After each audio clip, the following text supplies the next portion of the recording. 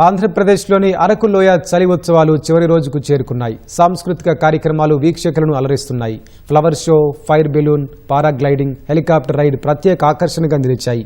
ముఖ్యంగా ఫ్లవర్ షోకు పర్యాటకులు పెద్ద ఎత్తున తరలివచ్చి ఆసక్తిగా తిలకించారు. ఐటీడీఏ అధికారులు గిరిజనులతో ఏర్పాటు చేయించిన బొమ్మల స్టాళ్లకు మంచి స్పందన లభిస్తోంది. శనివారం ఏపీ ఐఏఎస్ అధికారులు స్టేజ్ డాన్సర్లతో కలిసి ఆడిపాడారు.